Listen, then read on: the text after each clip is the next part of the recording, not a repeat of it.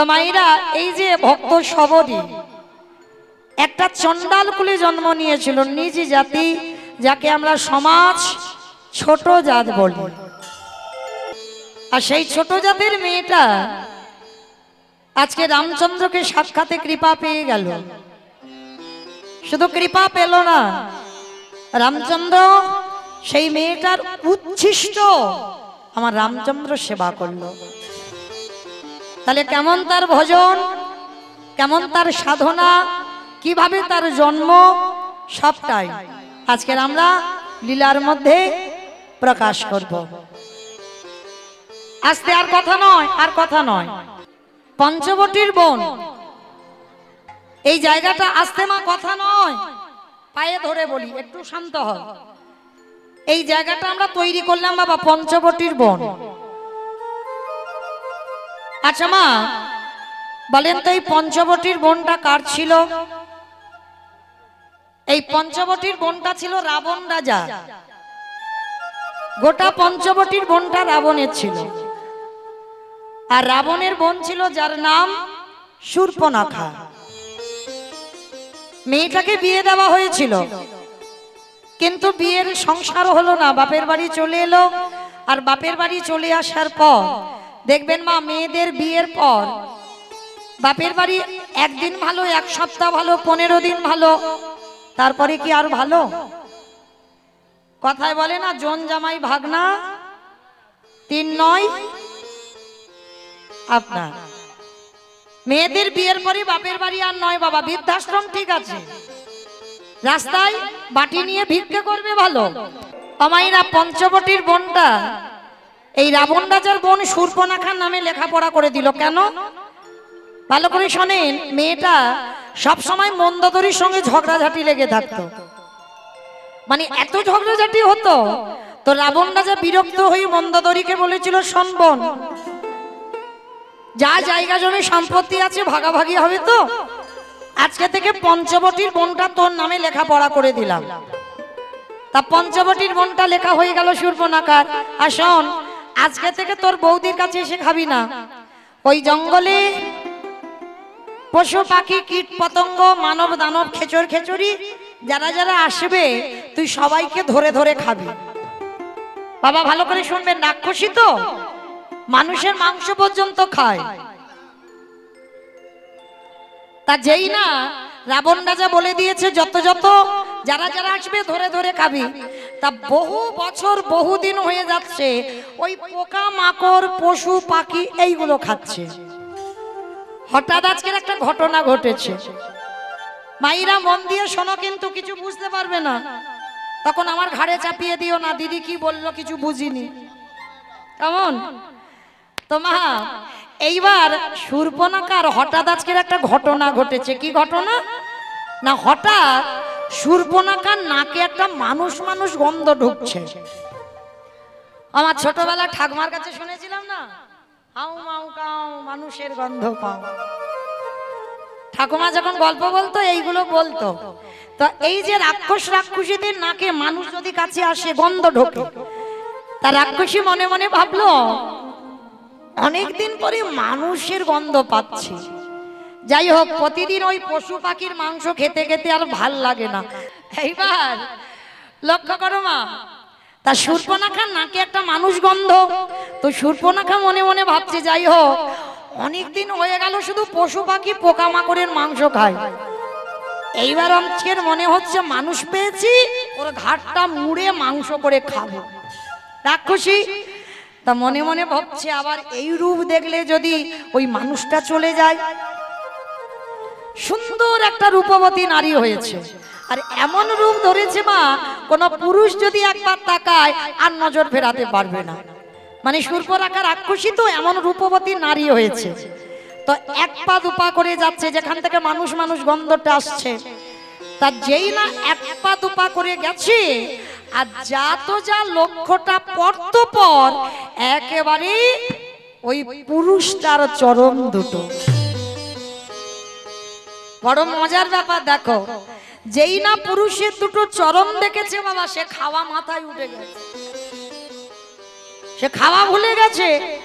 চরণ দুটো দেখে মনে মনে ভাবছে, আহারে, এই পুরুষটাকে যদি একটা রাত আমি আমার করে পেতাম, আমি ওই চরণ দুটো সেবা করে আমার নারী জনম ধন্য করতাম।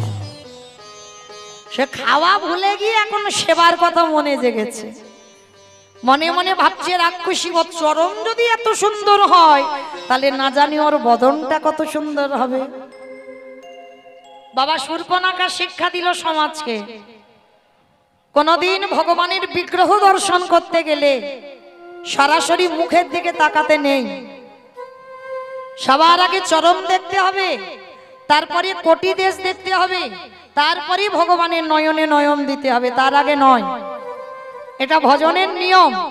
সবার আগে চরণ, চরণের আগে কোনোদিন ভগবানের বদন দেখতে নাই, আগে চরণের দিকে তাকাতে হবে। রাক্ষসী শূর্পণখা সমাজকে শেখালো। তো যেই না চরণ দুটো দেখেছে, মনে মনে আশা জেগেছে, যদি একটা রাত আমার করে পেতাম। চরণ দেখলো, ধীরে ধীরে নয়নটা উঠছে, আর উঠে বাবা যেই না প্রভু রামচন্দ্রের নয়নে নয়ন দিল, খাবার কথা তো আর মনে নেই।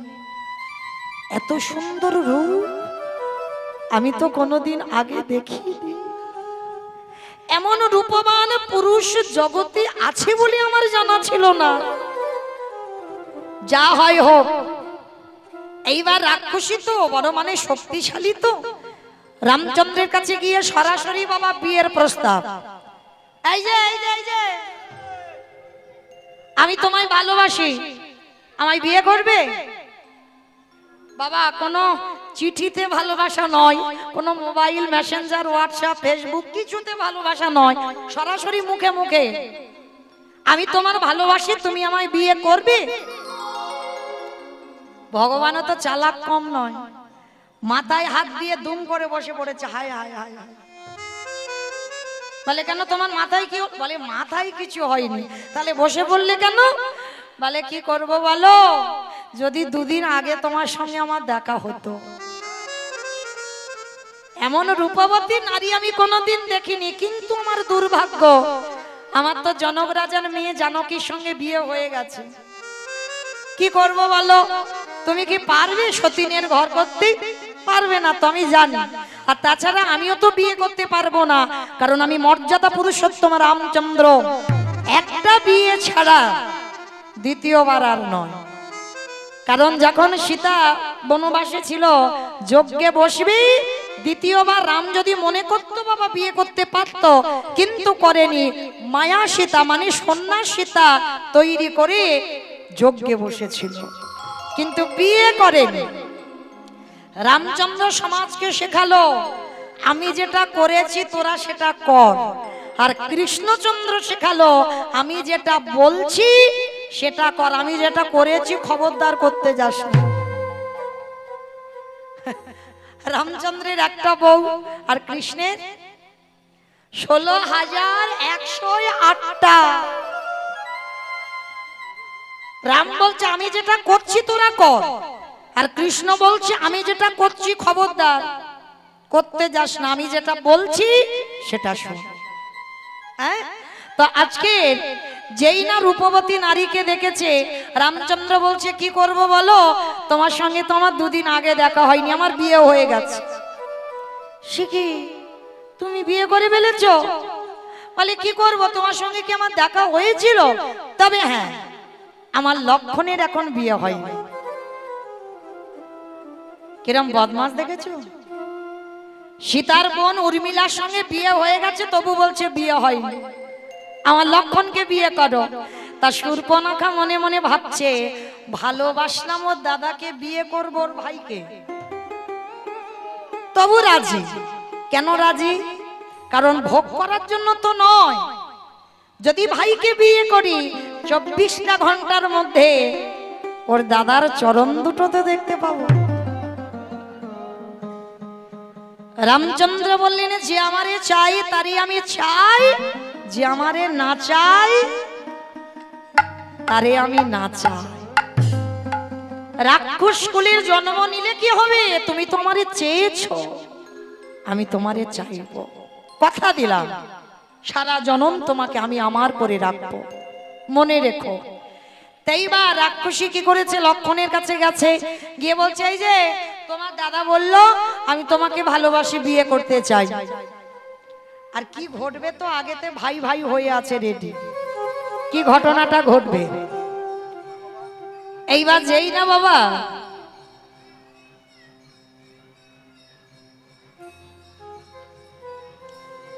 কি ঘটনাটা ঘটবে, যখন রেডি হয়ে আছে লক্ষণকে বিয়ের প্রস্তাবটা দিয়েছে, লক্ষণ বলছে সিঁদুর তো পরাবো, চোখ বন্ধ করো।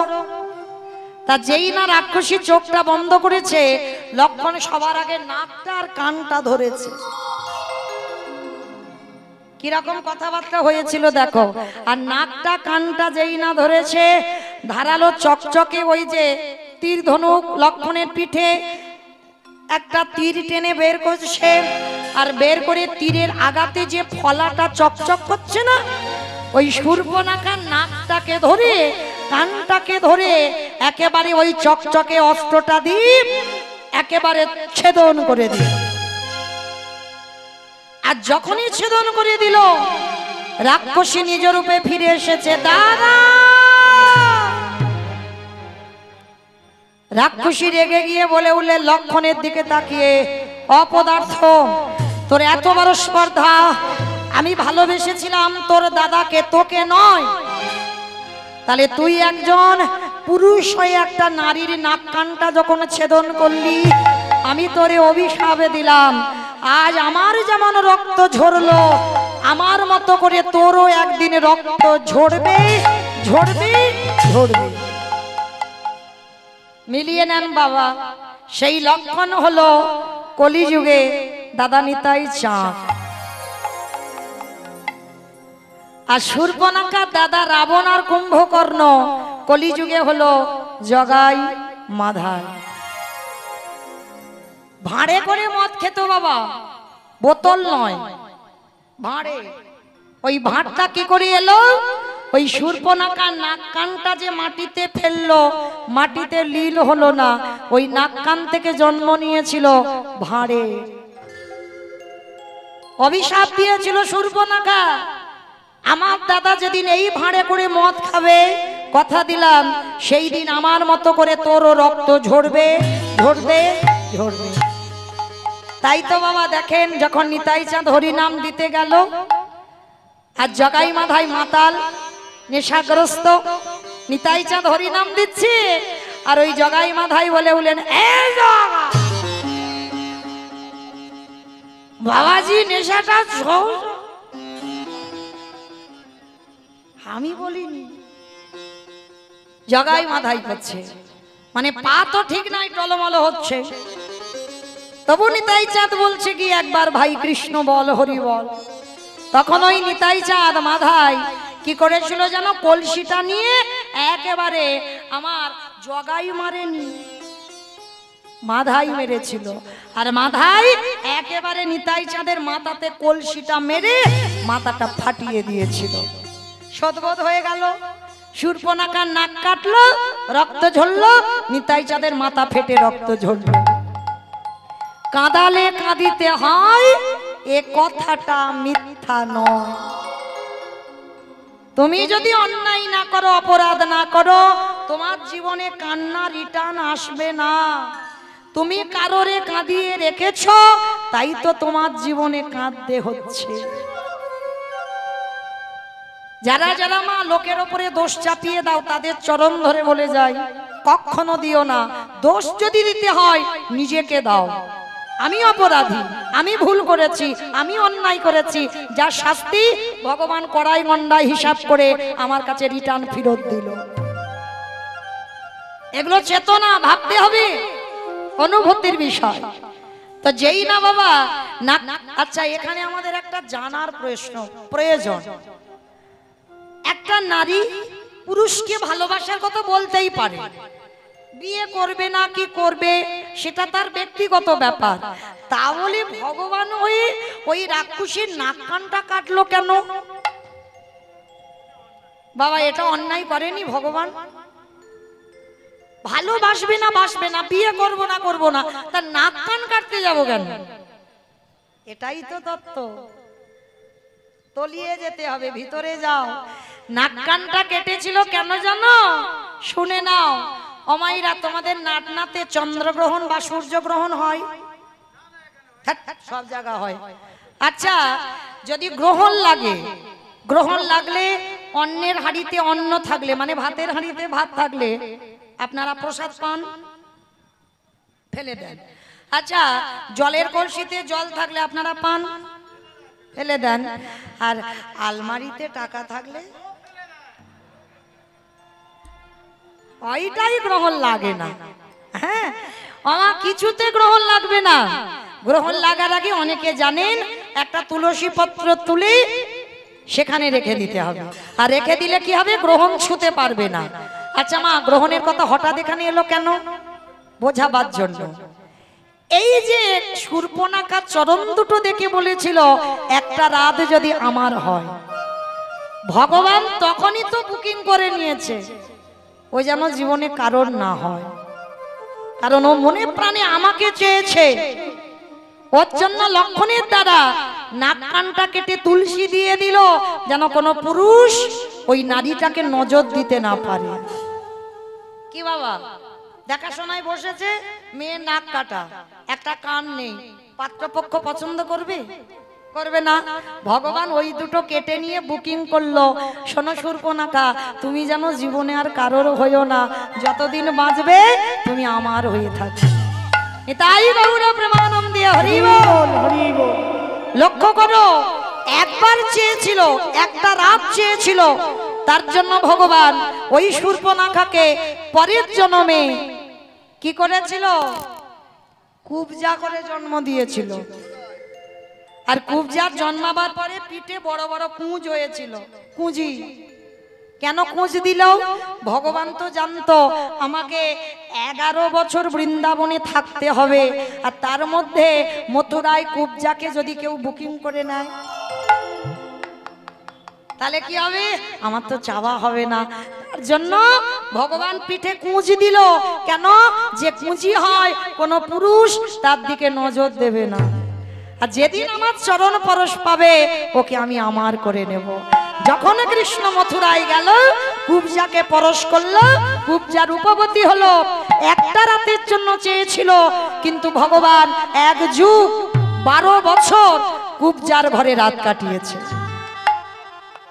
চাওয়াটা শিখতে হবে, কিরকম কায়দায় চাইলে তবে ভগবান জনম জনম আমার হবে। হ্যাঁ, একজন নর মাংস খাওয়া ব্যক্তি কিরকম চাওয়াটা দেখো, আমরা তো চাইতে জানি না গো। লক্ষ্য করো, 12 বছর যখন কুবজা রাত কাটাচ্ছে, কৃষ্ণকে সেবা করছে, আর সেবা করতে করতে কুবজা বলেছিল, প্রভু বৃন্দাবনে যে লীলা করেছো আমার তো কিছুই জানা হলো না, আমি কি একটু জানতে পারবো না? ভগবান বলেছিল, তথাস্তু কুবজা, আমি জানাবো। কবে? আগত কলিযুগে, যেদিন গৌর অবতারে নদিয়ায় যাব, সেদিন তুমি নারী নয়, সেদিন তুমি পুরুষ হয়ে যাবে। কোথায়? ওই জগন্নাথ ধাম, শ্রীক্ষেত্র লীলাচল, যে জায়গাতে আমি বসবো। 3.5 জন ভক্ত, স্বরূপ দামোদর, রাই রামানন্দ আর শিখি মাইতি, আর শিখি মাইতির একটা বোন যার নাম মাধবী দাসী। 3.5 জন ভক্তকে নিয়ে যেখানে লীলা রস আস্বাদন করত, যে জায়গাটার নাম হলো গম্ভীরা। এই গম্ভীরাটা কার জায়গা? কাশীনাথ মিশ্র। এই কাশীনাথটাকে ত্রেতার শূর্পণখা, দাপরের কুবজা, কলি হলো কাশীনাথ মিশ্র। আর কাশীনাথ মিশ্রের বাড়িতে বসে কাশীনাথকে শুনিয়েছিল ভগবানের বৃন্দাবনের যত লীলা। হ্যাঁ গম্ভীরা,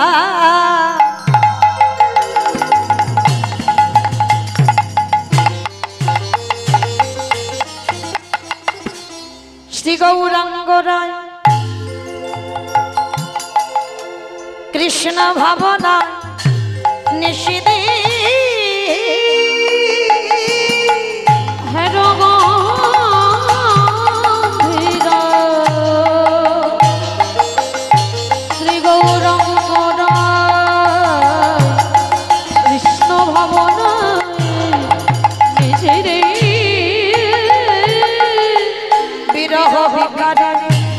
বাবা গো নাহি সুরে বিরহ ভিতরে বক্ক নাহি সুরে কি হতে কি কবে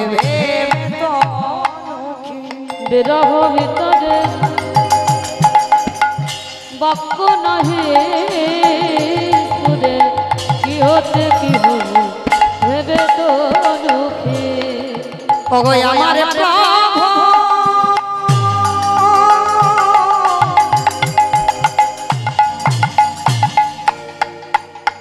দশা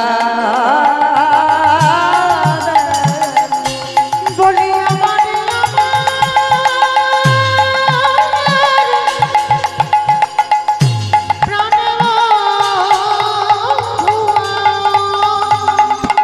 আমার প্রভু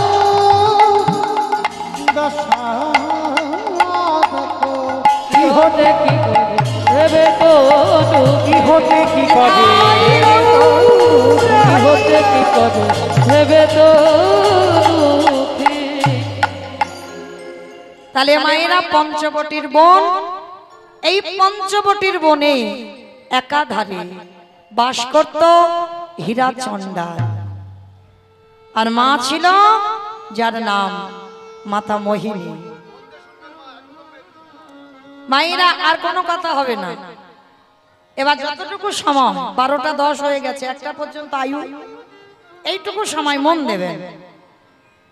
হীরাচন্ডাল মাতা মোহিনীর ভিক্ষাই ছিল সম্বল। একদিন জলের ঘাটে গেছে, সবাই মিলে মোহিনীকে কত অপমান।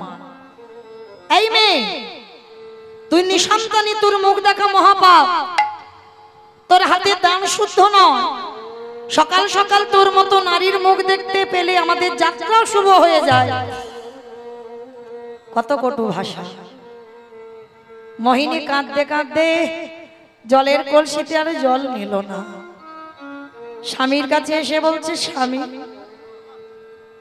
বলতে পারো আমার কি অপরাধ, কি এমন অন্যায় করেছিলাম যে অপরাধীর কথা তো আমি জানি না। আমার হাতের দান কেউ নেয় না, আমি নিঃসন্তানী বলে আমার হাতের দান নিতে তারা ভয় পায়। বলো না আমার অপরাধটা কি? হরি বল, আমার অপরাধটা কি? হীরাচন্ডাল বলছে, কেঁদো না মোহিনী, ডাকো, ডাকার মতো ডেকে যাও, ভালোবাসার মতো বেশি যাও, সময় যখন হবে তোমার কোল ঠিক আলো করে দেবে। চলো, আর আমাদের সময় নেই, প্রভুর সেবা দিতে হবে। স্বামী স্ত্রী দুজনে সেবা দিচ্ছে। কিছুদিন পর মোহিনীর ওই চোখের জল আমার ভগবান সহ্য করতে পারল না। আমরা নারী জাতি অনুভব করতে পারি গর্ভবতী হয়েছে। হঠাৎ কৃপাময় করুণা করে মোহিনীর গর্ভে কাউকে পাঠিয়েছে। মোহিনী অনুভব করতে পেরেছে, আর অনুভব যেই না করেছে যে আমি জগতে মা হব, সঙ্গে সঙ্গে মা পা মাটিতে পড়ে না। সবাইকে ডেকে ডেকে বলছে,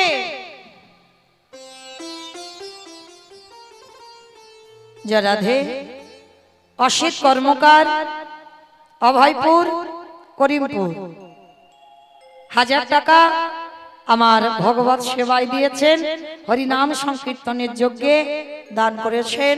আমার রাধারানীর কাছে আমি প্রার্থনা করব, আমার রাধারানী যেন ভক্তের সকল মনোবাসনা পূর্ণ করে দেন। নিতাই গৌর প্রেমানন্দে হরি বল, হরি বল। তো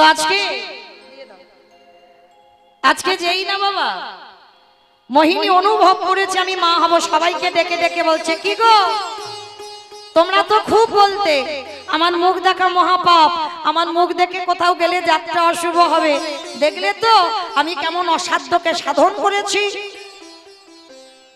অভিমান হলো ভগবানের। মোহিনী, সন্তান জন্ম দেবার আগে তোমার এত গর্ব, মনে রেখো মোহিনী, দৈববাণী করল ভগবান, এই সন্তানের মা তুমি হবে, এই সন্তান পৃথিবীর আলো বাতাস পাবে, কিন্তু অভিশাপ দিয়ে রাখলাম এই সন্তানের কোনোদিন তুমি মুখ দর্শন করতে পারবে না। মোহিনী বুঝতে পারলো না কে অভিশাপটা দিল। মোহিনী বলল, কে তুমি? আমি ওর মা, আমি ওর মুখ দেখতে পাবো না, এটা হয় কোনোদিন?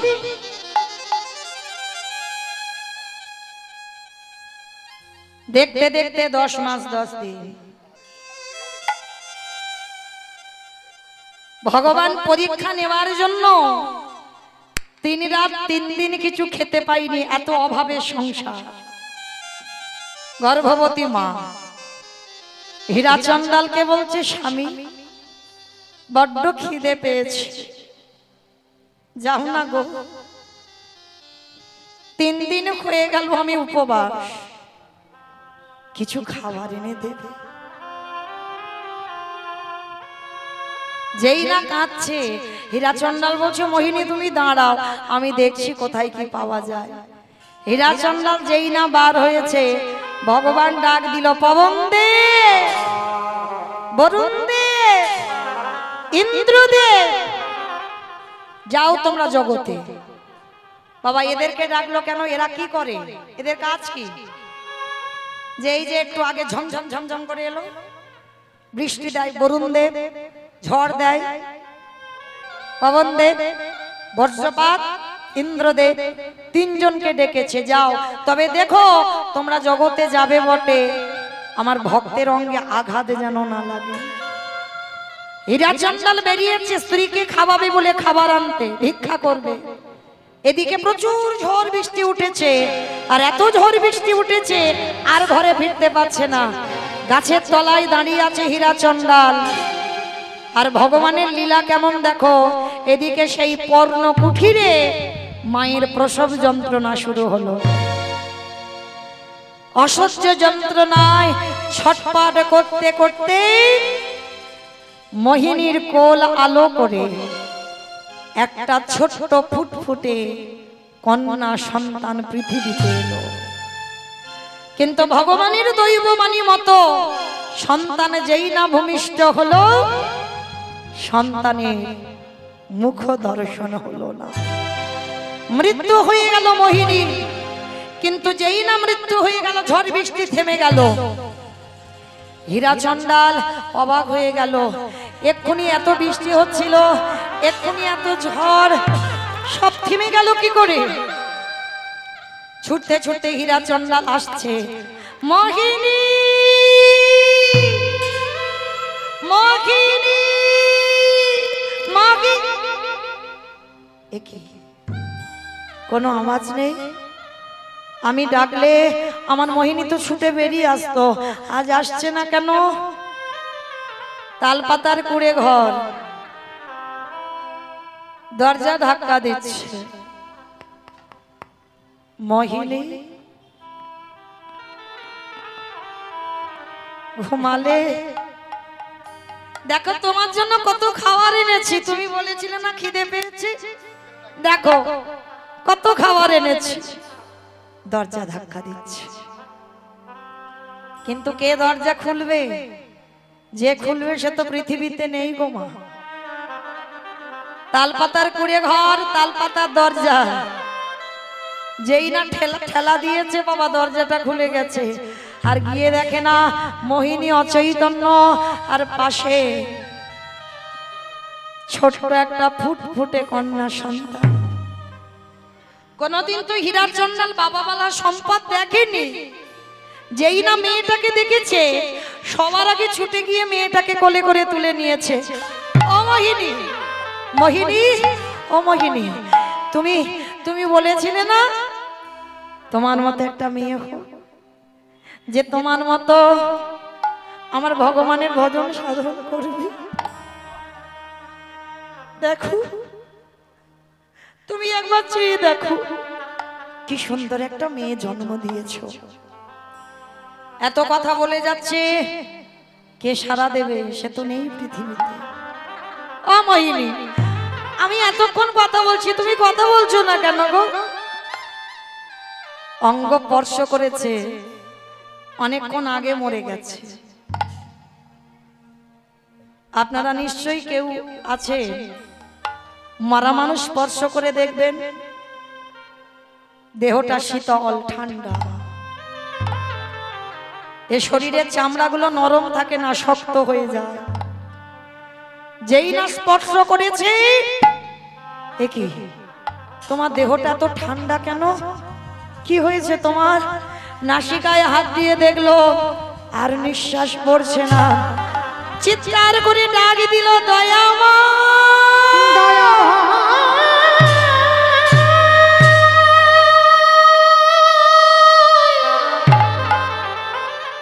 কি আমার অপরাধ?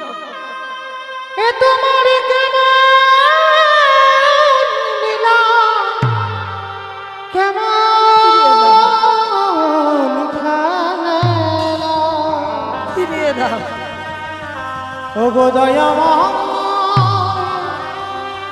ও গো কৃপা,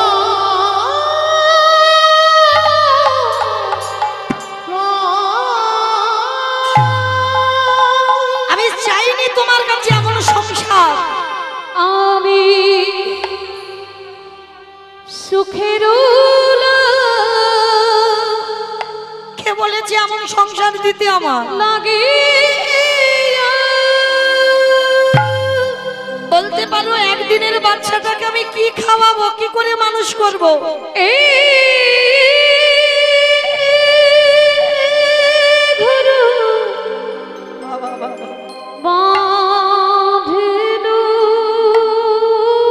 ফিরিয়ে দাও আমার স্ত্রীকে, ফিরিয়ে দাও আমার কাছে, ফিরিয়ে দাও।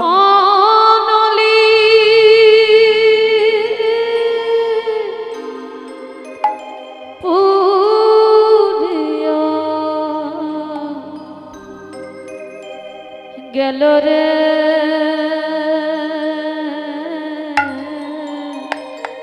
বলো আমি একে কি করে মানুষ করব? কি করব? অনলি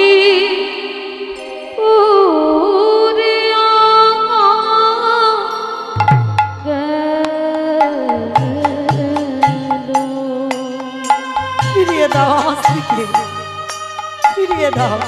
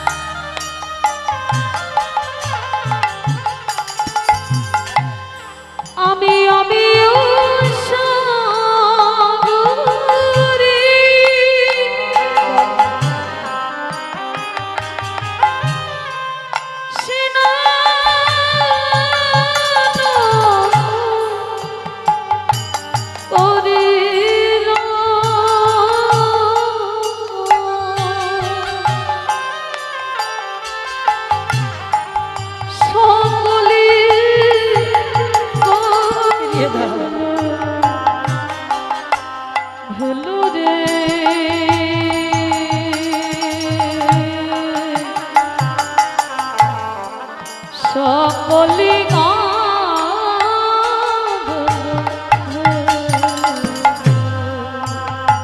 নিতাই গৌর প্রেমানন্দে হরি বল, হরি বল।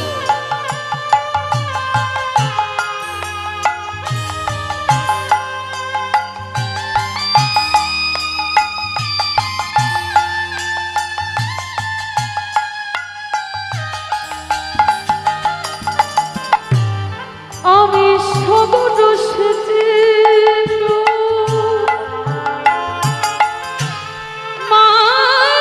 আমার কেন কপালে, কেন আমার কপালটা এমন করে গড়ে দিলে?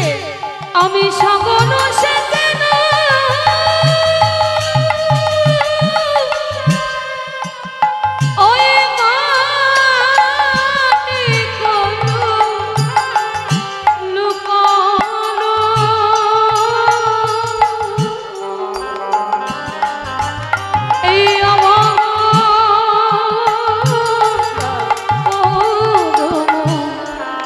দোষের অভাব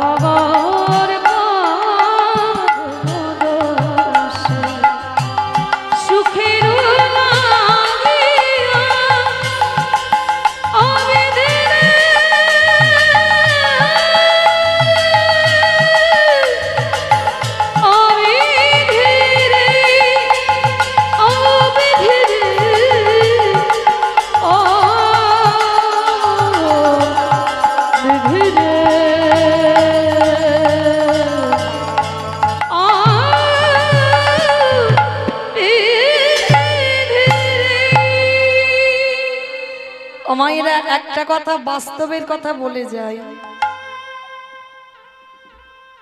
কোন মাকে ছেড়ে যদি কোনো বাবা চলে যায়, চিরজনমের মতো দেহ হারায়, মায়েরা কিন্তু দেখবে বহুদিন বেঁচে থাকে। কারোর উদ্দেশ্য করে বলা নয়, এটা বাস্তব। কিন্তু কোনো বাবাকে ছেড়ে যদি মা চলে যায় চিরদিনের মতো, বেশি দিন বাঁচে না, কখনো বাঁচতে পারে না। কেন জানো? বড় একা হয়েছে, কারোর কাছে বলতে পারবে না মনের কথা। ছেলে ভালোবাসে, বৌমা ভালোবাসবে, মেয়েরা জামাই সব ভালোবাসে, অনেক যত্ন করে, অনেক আদর করে, অনেক স্নেহ করে। কিন্তু যে কথাটা তুমি তোমার পরিবারকে বলবে, সেই কথাটা তুমি কাউকে বলতে পারবে না।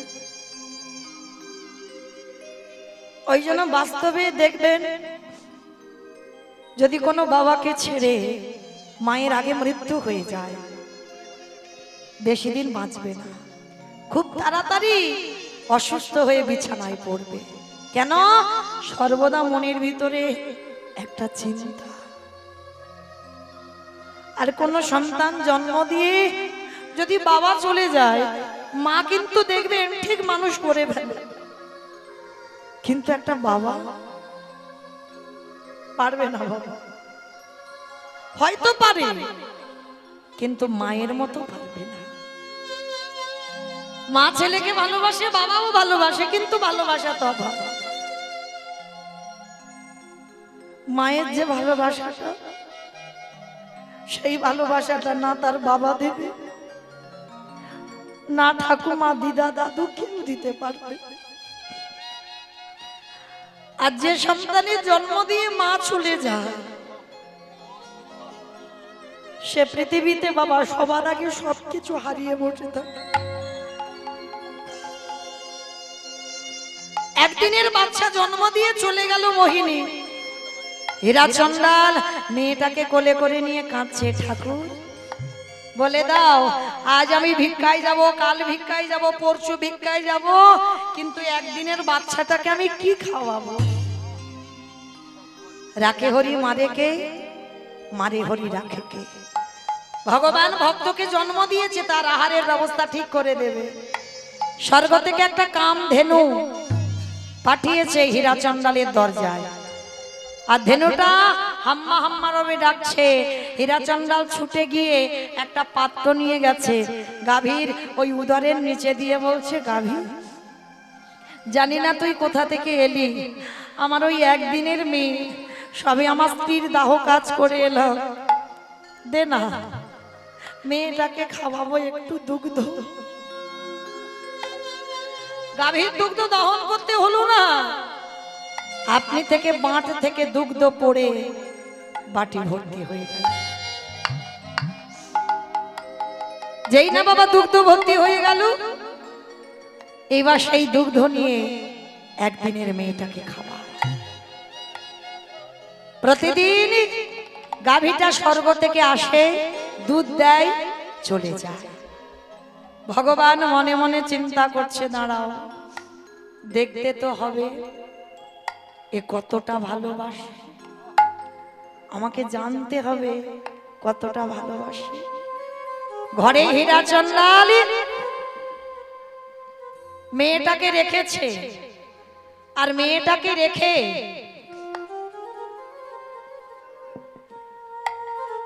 ভিক্ষায় গেছে। আর ভিক্ষায় গিয়ে যেই না বাবা ঘরে ফিরবে, আর ওই মেয়েটা তখন 6 বছর বয়স। বাবা মেয়েটার নাম রেখেছে কি জানো? আমার বলতে যা কিছু আছে সবরী। মেয়েটার নাম রেখেছিল সবরী। বাবা হীরা চন্ডাল ভিক্ষায় গেছে, এইবার ভিক্ষা করে নিয়ে ফিরবে। আর ভগবানের পরীক্ষা শুরু হলো। কিরকম?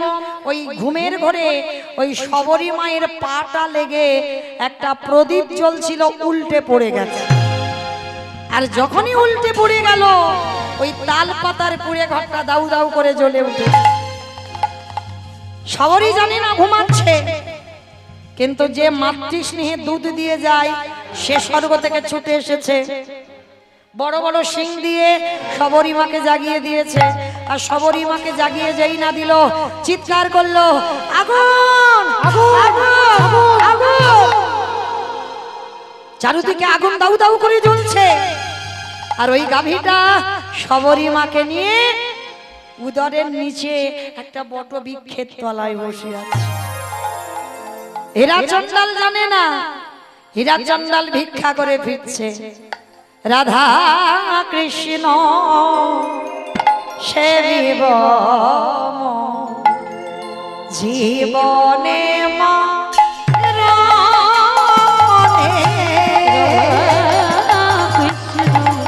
সেবিব জীবনে মরণে, যে স্থানে লীলা করে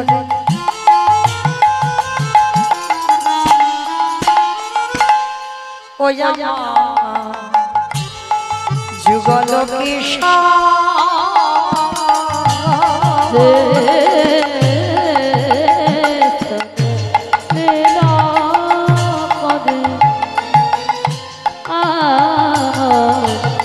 যুগল কিশোর সখীর সঙ্গিনী হইয়া, সখীর সঙ্গিনী হইয়া তাহে রঘু রাধা কৃষ্ণ সেবিব জীবনে মরণে, কৃষ্ণ সেবিব জীবনে মরণে। বৃন্দাবনে নিত্য নিত্য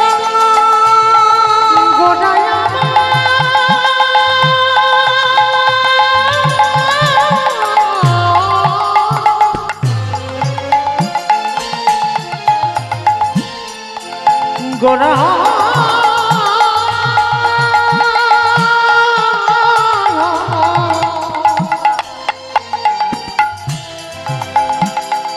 গোটা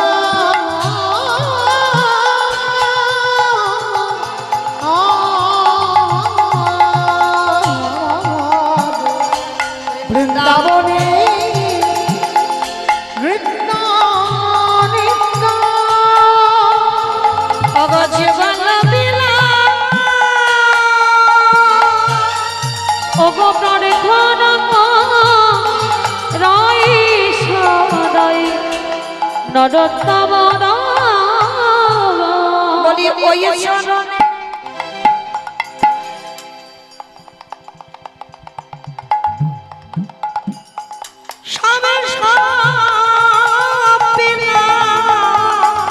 আমার দেহ মন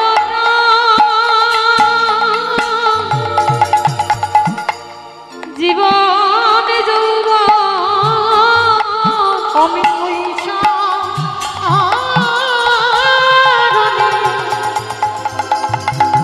সবই ওই না পারে ধনা করাই সদা নরোত্তম আমার প্রার্থনা করি সদাই নরোত্তম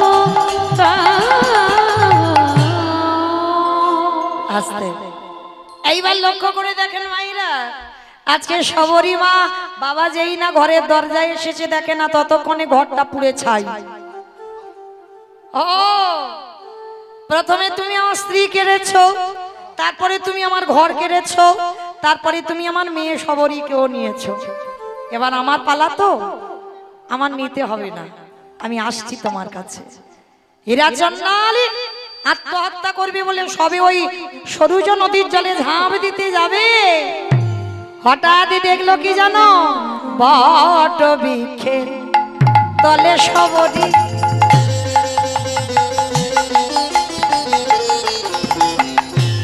মাই আমার কত জোট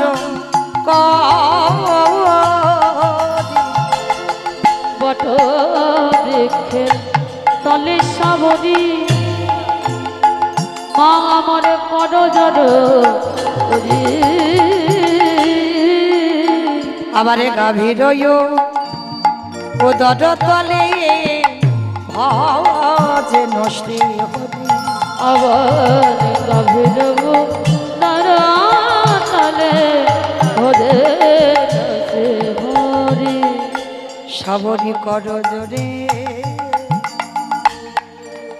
নামে কর শ্রাবণী কনজরি নাম করি এরা জন্মালে যেই না দেখেছে মেয়েটা গাভীর উদরে হ্যাঁ মা তোর কিছু হয়নি হবে কেন বাবা ওই যে রাখে হরি মারে কে মারি হরি রাখে কে এই গোমাতা তোমায় বাঁচিয়েছে চরণটা জড়িয়ে ধরল ওরে পশুকুলে জন্ম নিয়ে তুই মানুষের থেকেও বেশি কাজ করে দেখালি হ্যাঁ যেটা মানুষ হয়ে করে দেখাতে পারে না তুই পশু হয়ে করে দেখালি যেমন দেখিয়েছিল বাবা ত্রেতা যুগে ভক্তপ্রভার বীর হনুমান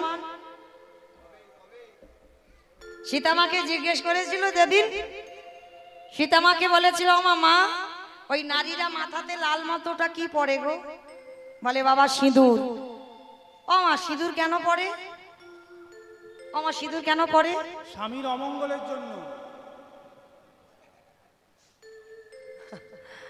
ও মা মন্দ বলেনি মঙ্গল টঙ্গল আর হচ্ছে খুব হচ্ছে বাজার থেকে এখন একটা লিকুইড কুমকুম পাওয়া যায় সেইগুলো কপালে ছোট করে ঠেকিয়ে দেবে মানে বিয়ে হয়েছে কি হয়নি বোঝা যাবে না ওইটুকু আর থাকবে না বাবা ঠিক ওইটুকু আর থাকবে না মানে একটু করে বলে শীতের ধারে ওই মাথার চুল উঠে যাবে ওই জন্য সিঁদুর পরা যাবে না হ্যাঁ আবার সিঁদুরের এত দাম বেড়ে গেছে লিকুইড কুমকুম অপরাধ নিও না মা আমি বলে যাচ্ছি ওটা সিঁদুর নয় ওই যে লিকুইডটা কপালে ঠেকাচ্ছ না ওটা কোনোদিন সিঁদুর হতে পারে না ওটা সিঁদুর নয় কিন্তু আমরা ব্যবহার করি কিন্তু যারা যারা ব্যবহার করো তাদের চরণ ধরে বলে যায় স্বামীর মঙ্গল যদি সত্যি চাও কারণ মনে রাখতে হবে কয়েকটা সম্পদ আমাদের জন্য নয় আমার স্বামীর মঙ্গলের জন্য যেমন হাতের শাখা পলা লোহা শীতের সিঁদুর একটা আমার জন্য নয় কারণ আমার জন্য যদি হতো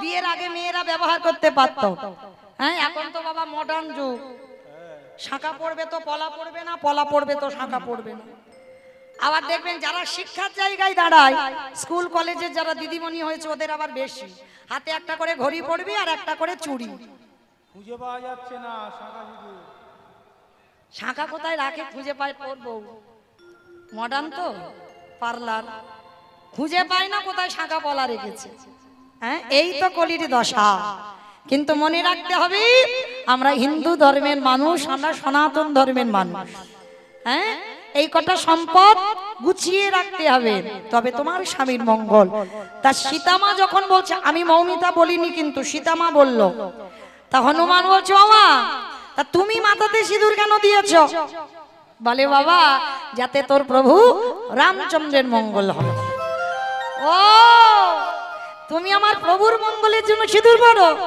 হনুমান তো মানুষ নয় কপিকুলে জন্ম অত শত বুদ্ধি শুদ্ধিও নেই তো যেই না শুনেছে মা প্রভুর মঙ্গলের জন্য সিঁদুর পরে ভোরবেলা সারা রাত আর বেটা ঘুমায়নি হনুমান ভোরবেলা গঙ্গা স্নান করি সীতামার ঘরে দেখে না 3 কৌটো সিঁদুর বসানো আর সেই 3 কৌটো সিঁদুর মাথা থেকে পা পর্যন্ত বেশ করে মেখেছে আর ঠাকুর ঘরে গিয়ে রাম রাম রাম রাম রাম রাম রামচন্দ্রের কানে গেছে হনুমান এই এদিকে আয় এ কি লাল করেছিস কেন সারা গায়ে বলে প্রভু আমি জানবো কি করে আমি মাকে বললাম মা ওই মেয়েরা কেন মাথাতে সিঁদুর দেয় বললো তার স্বামীর মঙ্গলের জন্য আমি বললাম মা তুমি কেন সিঁদুর পরো বললো তোর প্রভু রামচন্দ্রের মঙ্গলের জন্য ওগো মা গো ওইটুকু সিঁদুর মাথায় দিয়ে আমার মা যদি তোমার মঙ্গল চাইতে পারে আজ আমি মাথা থেকে পা পর্যন্ত সিঁদুর মেখে এই হনুমান বলো বলো কত না তোমার মঙ্গল হলো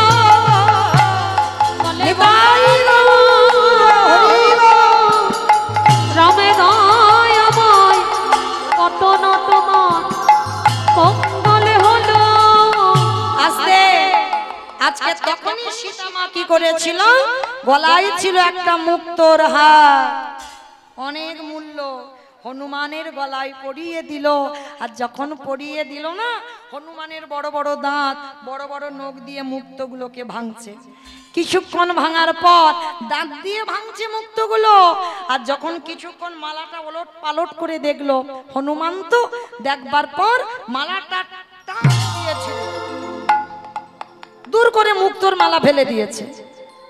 রেগে গেছে সীতা মা, হনুমান জানিস সেই মালাটার কত দাম, ওই জন্য তোকে বলে তুই হনুমান।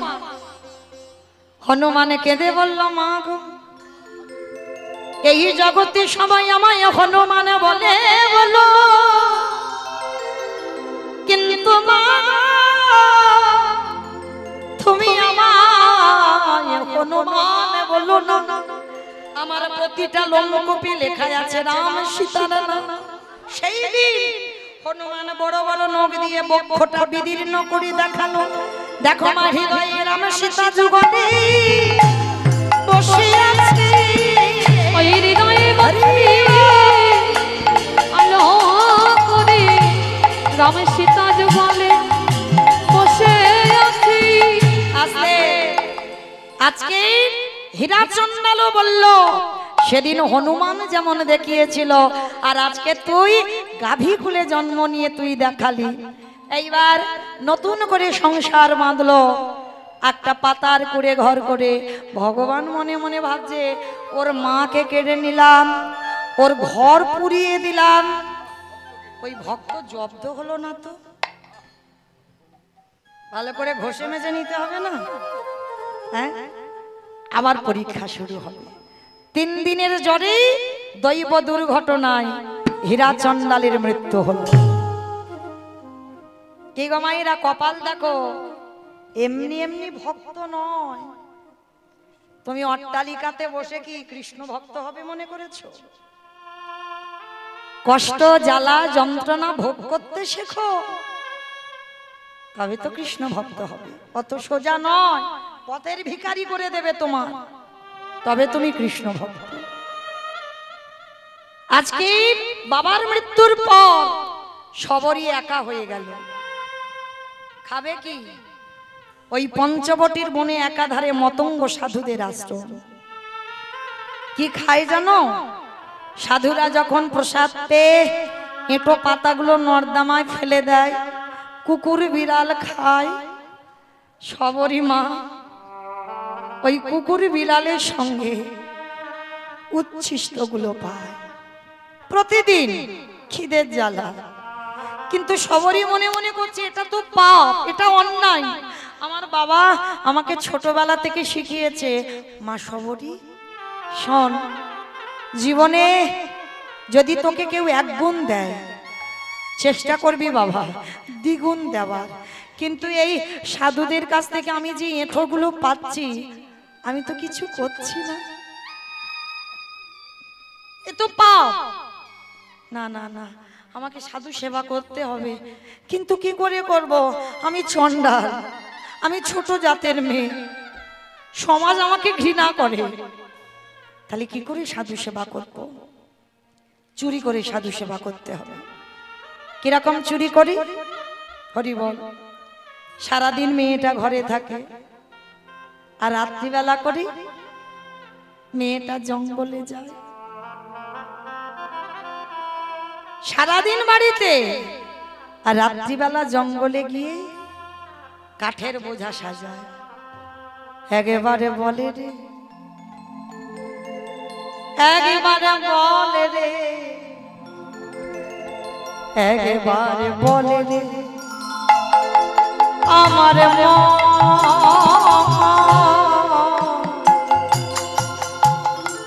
কতদিনে পাবি রে তুই সাধুর সে চরণ। একেবারে বলে রে, একেবারে বলে রে, বলে রে আমার মন, কতদিনে আবির তুই সাধুর চিতার। কাঠের বোঝাগুলো নিয়ে সবরীমা প্রতিনিয়ত ওই সাধুদের রান্নাঘরে দেয়, আর সবরীর ওই গুড়ানো জ্বালানি কাঠে সাধুরা রান্না করে প্রসাদ পায়, আর তাতেই চুরি করে সাধু সেবা হয়ে গেল।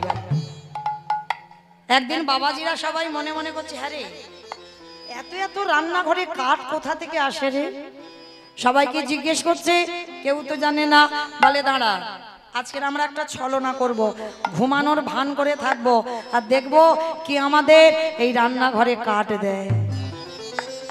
সাধুরা চোখ বন্ধ করে কপট নিদ্রায় আছে, কান খোলা, চোখ শুধু বন্ধ। আর সবরী মা 6 বছরের মেয়ে, সবে মাত্র ওই কাঠের বোঝাটা রান্নাঘরে ফেলেছে। সাধুর দল পিছন থেকে এসে সবরীর হাতটাকে চেপে ধরেছে। এই মেয়ে, কে তুই? নাম কি? থাকিস কোথায়? বাবা মাকে? বাড়ি কোথায়? অনেক প্রশ্ন। সবরী মার একটা উত্তর, আমি সবরী। ও, তুই সেই হীরা চন্ডালের মেয়ে না, যে মেয়েটাকে জন্ম দিয়ে মা মরে গেল, কদিন আগে যার বাবা মরে গেল, যার ঘর পুড়ে গেল, তুই সেই সবরী? হ্যাঁ, আমি সেই সবরী। ছি ছি ছি ছি ছি ছি ছি গো, হাই হাই হাই গো, একটা চন্ডালিনী, সে কিনা ওই জ্বালানি কাঠ এনে দেয়, আর তার গুড়ানি জ্বালানি কাঠি আমরা রান্না করে প্রসাদ পাই। এই ছোট জাতের মেয়ে। সাধুরা বারবার ছোট জাত, ছোট জাত, ছোট জাত। ছোট মেয়ে সবরী সাধুদের বলল, আচ্ছা তোমরা যে আমাকে বলছো আমি ছোট জাত, ছোট জাত, মুচি হয়ে শুচি হয় যদি কৃষ্ণ ভজি, শুচি হয়ে মুচি হয় যদি কৃষ্ণ তজি। আমার ভগবানের কাছে তো জাত বিচার হয় না, তোমরা তো জাত বিচার করো কেন গো? ছোট মেয়ে যেমন কথা বলে, সাধুরা বলে নেই, তোর কাছ থেকে আমরা জ্ঞান অর্জন করব? হ্যাঁ, দেখাচ্ছি মজা, তোর দাঁড়া। ওই জ্বালানি একটা কাঠ টেনে নিয়ে সবরীকে মারছে। দূর হয়ে যা, বেরিয়ে যা, দূরে। দয়া মা, দয়া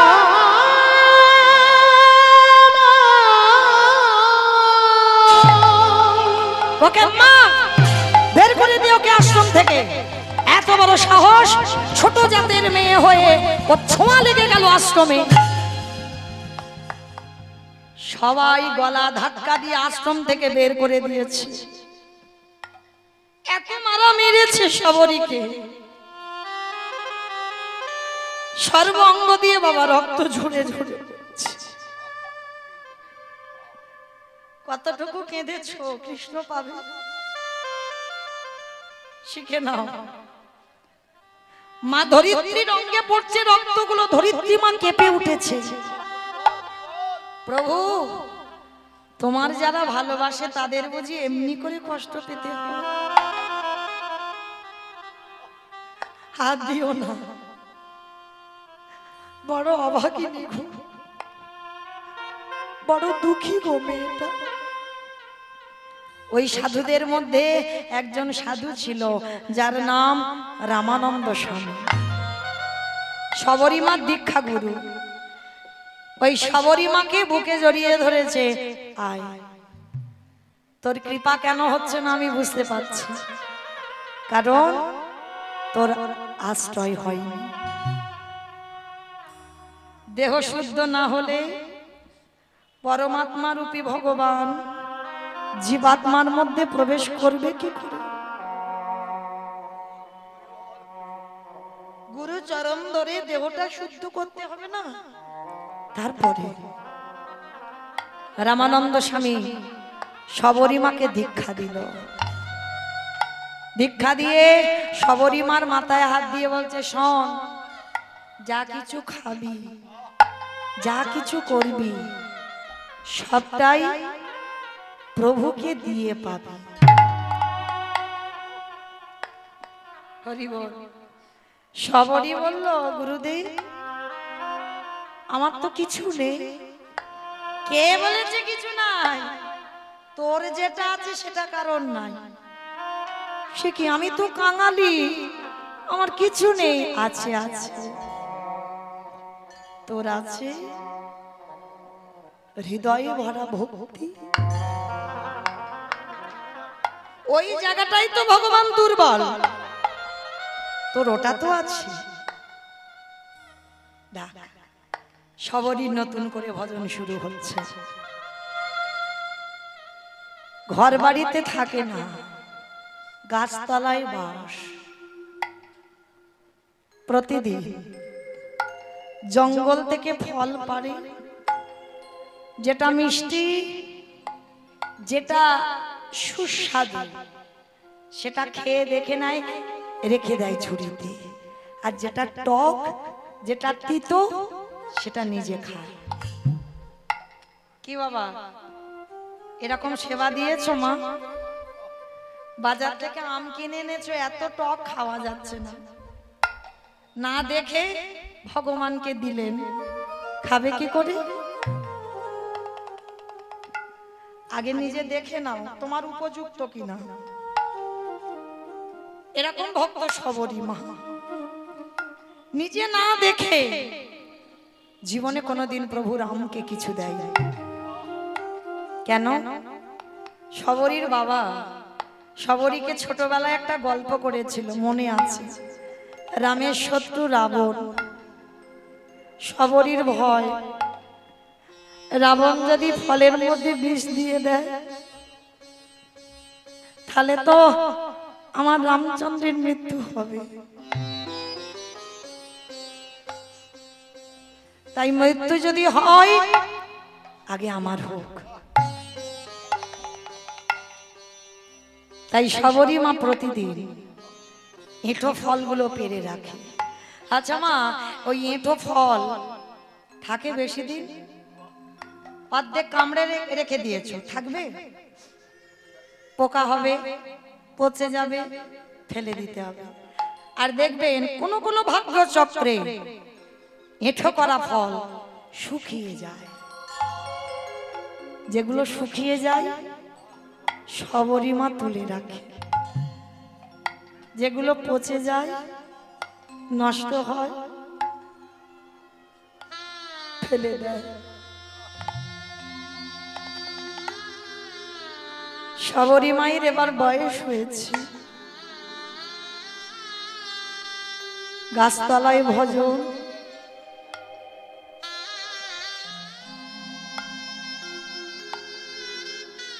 দেখা দাও, দেখা দাও, দেখা দাও। বসে বসে কাঁদছে, আর ওই শবরী মার ক্রন্দন আমার রামচন্দ্রের কানে পৌঁছেছে। রামচন্দ্র লক্ষণকে নিয়ে এসেছে, দরজায় এসে ডাকছে, শবরী, শবরী মা কই গেলি? বেরিয়ে আয়। কে কে এমন হৃদয়ে জুড়ানো নাম ধরে আমায় ডাকলো? কে গো? কোনদিন তো এমন করে, এমন ভালোবাসা, এমন করে কেউ তো কোনদিন আমায় ডাকেনি। কে তুমি? বয়স হয়ে গেছে তো, শবরীর কোমর ভেঙে গেছে, লাঠি ঠুকতে ঠুকতে এসেছে। কে তুমি? কোনদিন রাম তো দেখেনি। সে কি রে, এতদিন আমাকে পাওয়ার জন্য কাঁদলি,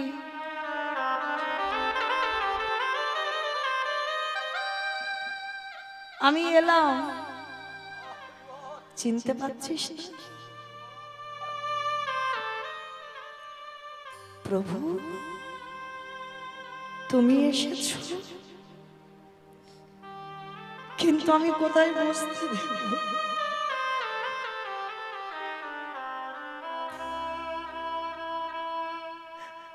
আমি যে বড় কাঙালি গো, বসতে দেওয়ার মতো কোনো বস্তু আমার ঘরে নেই।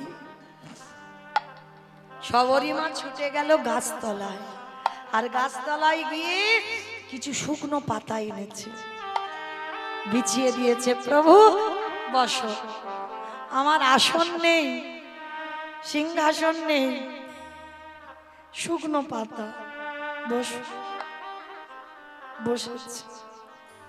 আচ্ছা মা, ধরো তোমাদের ঘরে কোনোদিন আমার ভগবান এলো,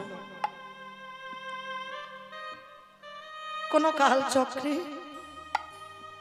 কোন ভজন সাধনায় ভগবান এলো।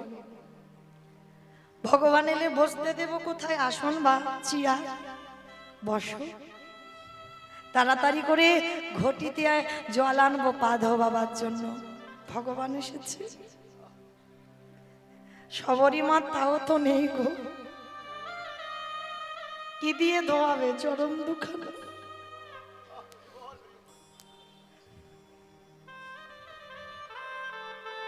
ঘটিতে জল নেই বলে কি করেছিল জানো মেয়েটা? রামচন্দ্রের চরণ দুটো বুকের উপরে তুলে,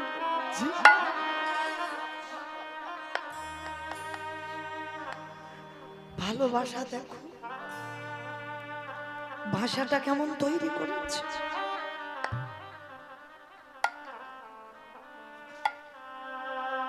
চোখের জল আপনাদের আমাদের মতো নয়, চোখের জলের জন্য বন্যা বয়ে যাচ্ছে। প্রভুর চরণ দুটো বুকে আছে, ধৌত হয়ে গেল। আঁচল দিয়ে মোছাবে যদি ব্যথা লাগে, মাথার কেশটা খুলে দিয়েছে। রামচন্দ্রের চরণ দুখানা মুছিয়ে দিয়েছে।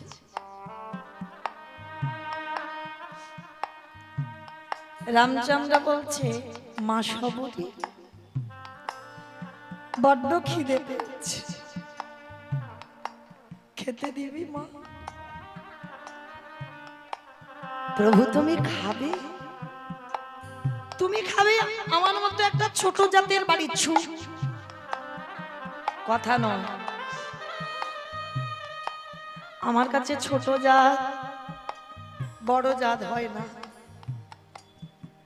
আমার কাছে একটাই জাত। সবাই আমার চরণের দাস, আর কোনো পরিচয়।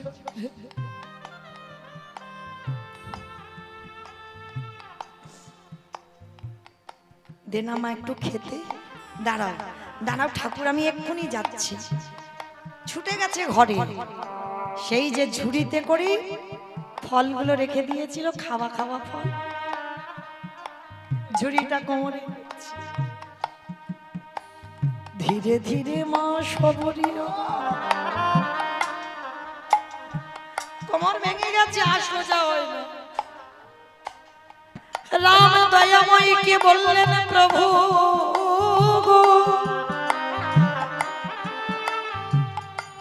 যখন আমার সময় ছিল তখন তুমি আমার কাছে এলে না। আজ আমার সময় নেই, সময় চলে গেল, তুমি এসেছো। ঝুড়ি থেকে একটা ফল নিয়েছে। আমার ভগবান অনেক লম্বা তো, রামচন্দ্র। আর সবরী মা কোমর ভেঙে গেছে, হাত আর উঠছে না প্রভুর বদন। ভগবান বললেন, সবরী এই জগতে ভক্ত যখন আমার কাছে পৌঁছাতে না পারে, আমি ভগবান খোঁজি সেই ভক্তির ধারে, সেই ভক্তের ধারে নিজে মাথা নত করে দাঁড়া। ও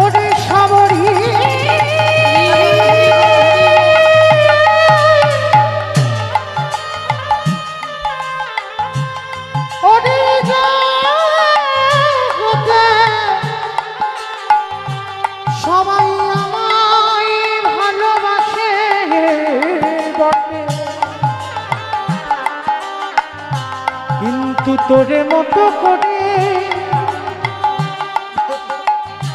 আমায় যে কেউ ভালো বাসে না।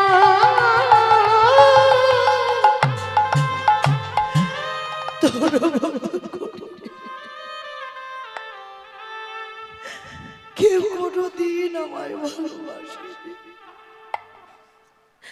সবাই আমায় মন্ত্রে তন্ত্রে ডাকে,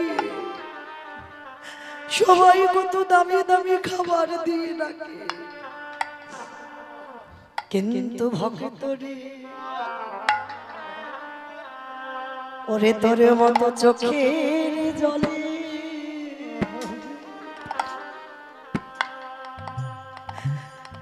জলে আমারে কেউ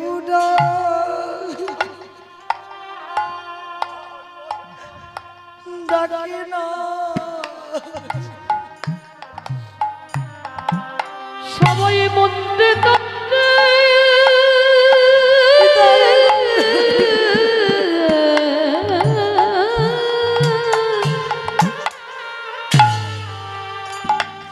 সবাই মন্ত্রে তন্ত্রে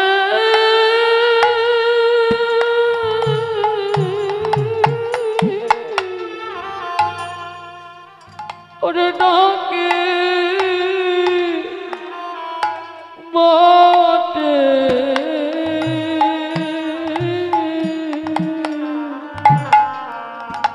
তোর মতো চোখের জলে ভেসে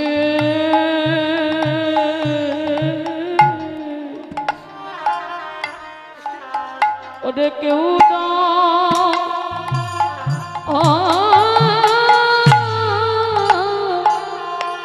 ডাকে না।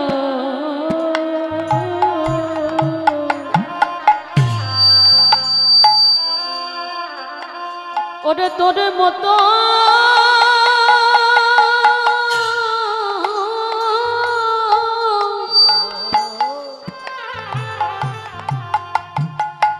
ওরে তোর মতো এমন প্রেম দিয়ে না এমন করে ওরে কেউ ডাকে না। ওরে সবরি রে তোর মতো ভক্তি আর প্রেম দিয়ে যদি কেউ ডাকার মতো ডাকে, আমার ভক্ত বাৎসল্য ভগবান হয়ে আর কি কোনদিন থাকিতে পারে? দেমা সবরি আমি সেবা করব।